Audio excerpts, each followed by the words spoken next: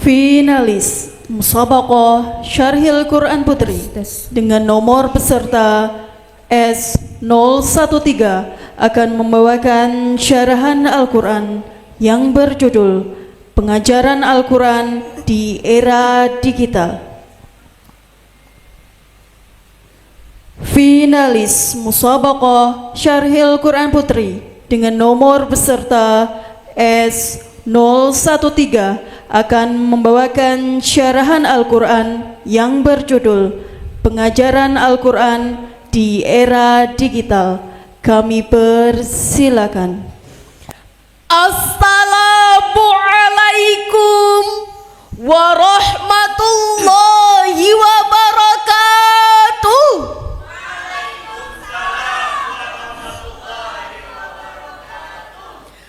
Alhamdulillahilladzi ja'alal islama tariqan sawiyya.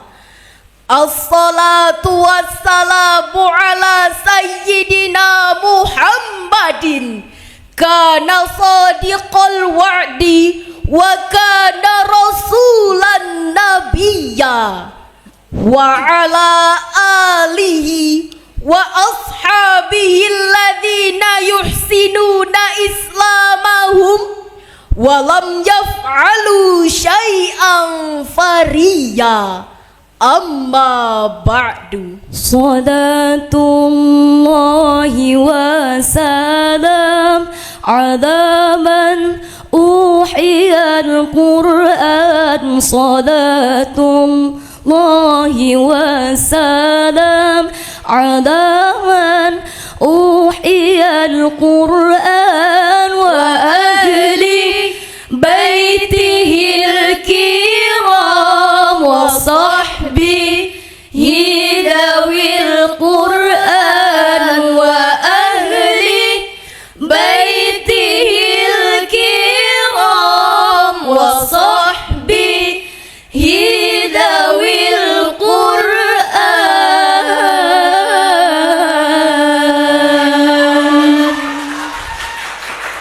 Dewan Hakim yang kami muliakan, hadirin wal hadirat, sebangsa dan setanah air yang kami banggakan.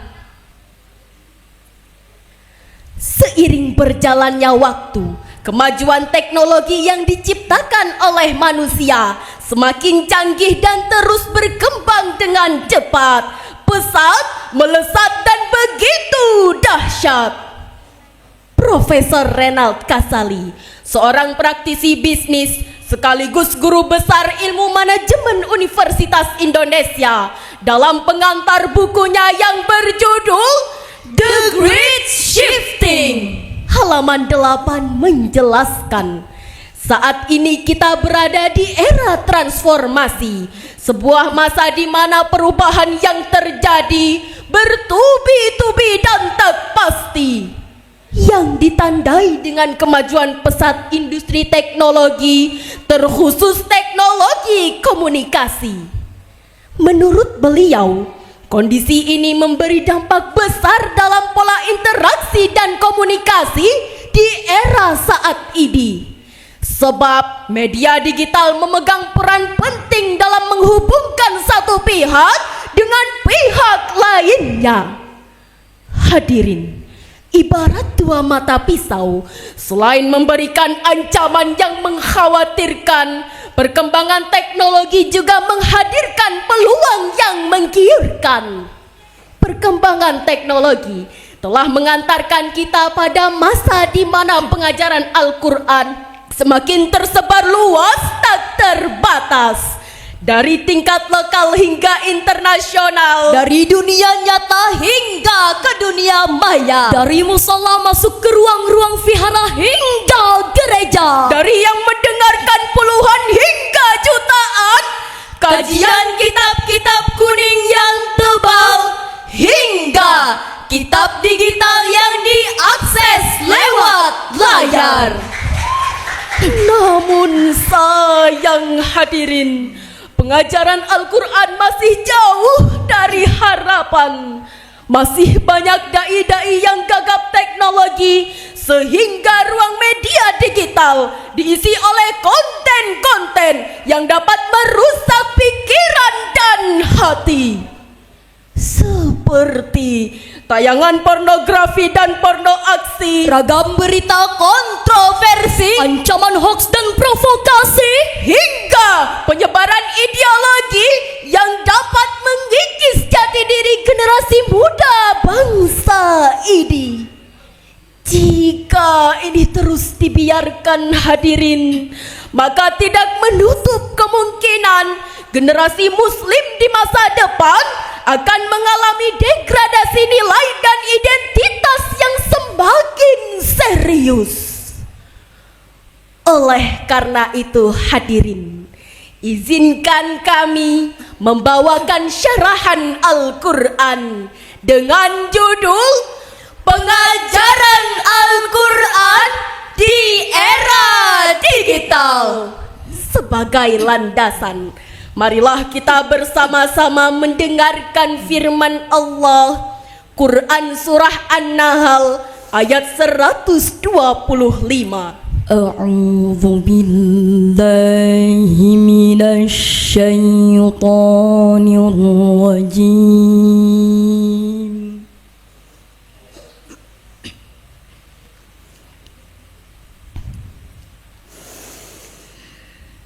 Bismillahirrahmanirrahim.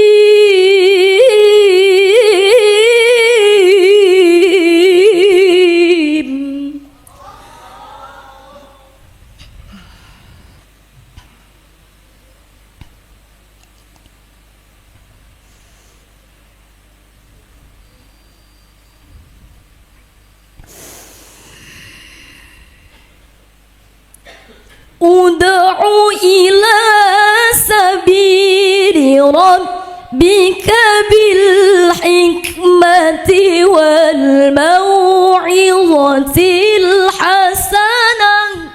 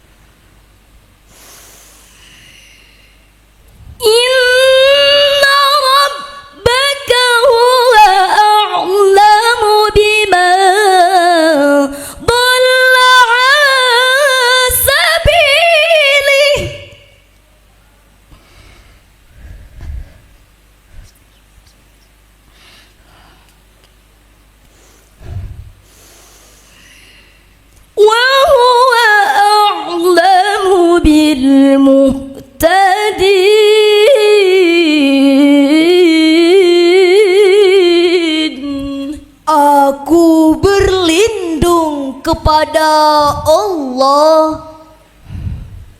dari godaan setan yang terkutuk dengan menyebut nama Allah yang Maha Pengasih lagi Maha Penyayang. Serulah manusia ke jalan Tuhanmu dengan hikmah dan pengajaran yang baik, serta debatlah mereka dengan cara yang lebih baik. Sesungguhnya Tuhanmu, Dialah yang paling tahu siapa yang tersesat dari jalannya, dan Dia pula yang paling tahu siapa yang mendapat petunjuk. Hadirin yang mulia, masyarakat Banjar yang kami cinta. Dalam perspektif ilmu balaghah, ayat ini menggunakan gaya bahasa kalam insya tolabi dalam bentuk amar yang menunjukkan adanya tuntutan dari atas kepada objek yang di bawahnya. Dari sini bisa kita simpulkan bahwa Allah Subhanahu wa Ta'ala menuntut kita untuk melakukan sebuah gerakan dakwah dengan pendekatan bil hikmati wal mau'izatil hasanah wajadilhum billati hiya ahsan. Imam As-Sa'di dalam kitabnya Taisirul Karimir Rahman fi Tafsiril Kalamil Mannan juz 15 halaman 252 menjelaskan bahwa yang dimaksud dengan al-hikmah adalah kullu ahadin ala hasbi halihi wa fahmihi wa qawlihi wa niqyadi. Setiap orang harus didakwahi sesuai dengan kondisi dan pemahaman mereka. Ibarat seorang dokter, seorang dai harus mengerti kondisi pasiennya sehingga ia mampu menentukan jenis obat dan memberikan dosis yang tepat. Demikianlah prinsip ilustrasi dakwah yang dijelaskan oleh Imam Al-Qahtani dalam kitabnya Fi Da'wati Ilallahi Ta'ala halaman 188. Selain itu hadirin, Rasulullah sallallahu alaihi wasallam bersabda, "Ballighu anni walau ayah." Sampaikanlah dariku walau hanya satu ayat. Hadis riwayat Bukhari. Dengan demikian hadirin, konten pengajaran Al-Quran di era digital harus menghadirkan konten yang indah, ramah, menggugah namun tetap berfaedah. Konten ajaran Al-Quran harus dibuat agar unik, asyik dan menarik, sehingga canduan main game beralih menuntut ilmu Al-Quran. Emak-emak yang biasa mencari diskon harian beralih ke pengajian. Anak-anak muda yang biasa asyik mendengarkan lagu beralih mendengarkan lantunan Al-Quran. Bapak-bapak yang santai membaca koran lebih memilih mendengarkan ceramah keagamaan. Hadirin yang berbahagia, menurut laporan digital yang dirilis oleh Data Reportal bahwa pada Januari 2025 tercatat sebanyak 143 juta pengguna media sosial di Indonesia. Angka ini hadirin setara dengan 50,2% total populasi Indonesia yang berjumlah 285 juta jiwa. Hal ini mendorong anak muda agar tidak hanya dituntut menguasai ilmu syar'i, tetapi ia juga harus paham teknologi. Disinilah anak muda dituntut untuk lebih inovatif, kreatif dalam mengajak umat manusia, karena Al-Quran harus menjadi tren dan pilihan utama. Imam Al-Baghawi dalam tafsirnya Al-Qaulul Layyinur Raqiq min ghairi ghilzatin wala ta'fifin menjelaskan bahwa pengajaran Al-Quran harus berdasar pada al-mau'izatil hasanah. Maksudnya adalah pengajaran Al-Quran harus berisi perkataan lemah lembut, tidak kasar dan tidak mencela. Ajaran di era digital harus berisi pengajaran yang menginspirasi, bukan memprovokasi, yang mengajak, bukan mengejek, yang menebarkan kebaikan, bukan kebencian. dan menghadirkan rahmat, bukan laknat. Betul hadirin? Peluang pengajaran Al-Quran di media sosial, terutama di era digital ini, sangatlah besar. Namun kita lihat faktanya hadirin, pengajaran Al-Quran masih belum menjadi pilihan utama masyarakat dan jarang viral. Oleh karena itu hadirin, semangat untuk mengajak umat manusia mempelajari ilmu Al-Quran dan memahami makna di dalamnya harus senantiasa tertanam dalam diri kita. Allah telah menganugerahkan kepada kita gelar khairu ummah, umat terbaik, sebagaimana termaktub di dalam Al-Quran surah Ali Imran ayat 110. Kuntum khaira ummatin ukhrijat linnasi ta'muruna bil ma'rufi wa tanhauna 'anil munkar.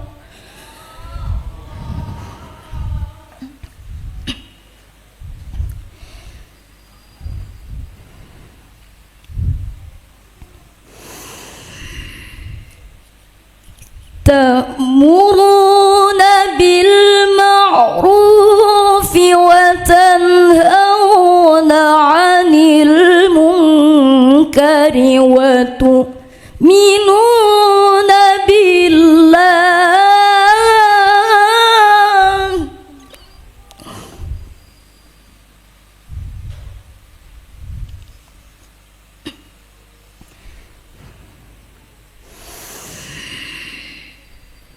ولو آمن أهل الكتاب لكان خيرا لهم.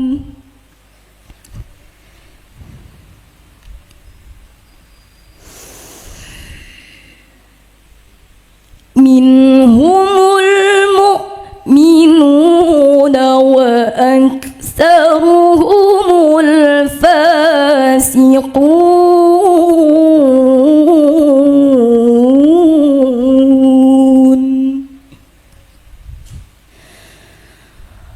صدق الله العظيم.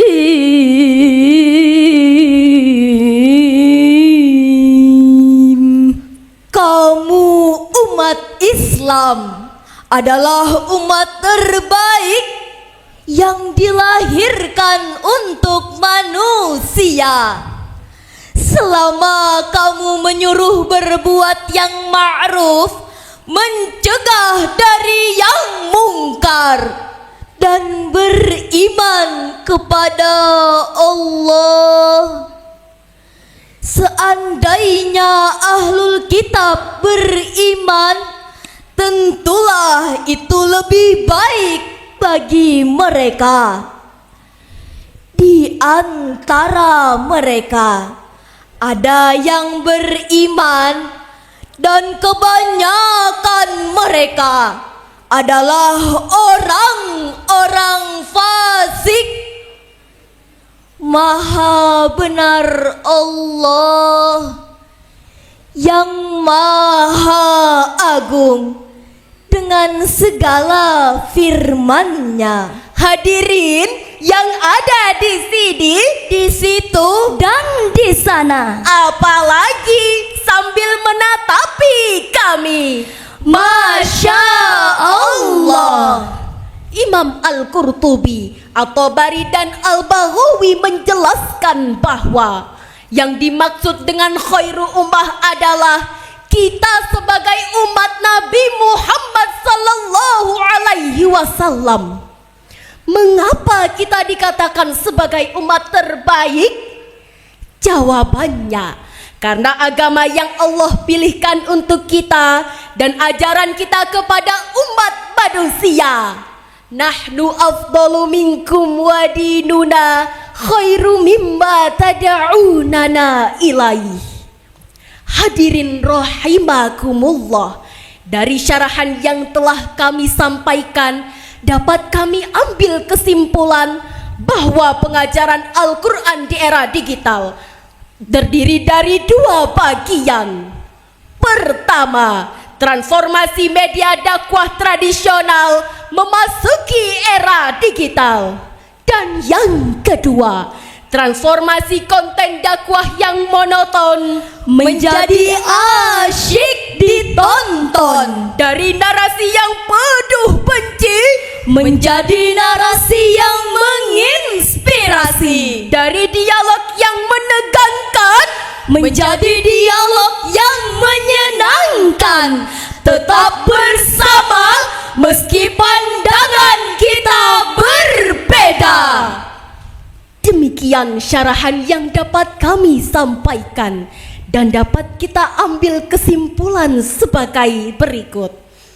Bahwa kita harus melakukan pengajaran Al-Quran di era digital dengan perkataan lemah lembut, tidak kasar dan tidak mencela.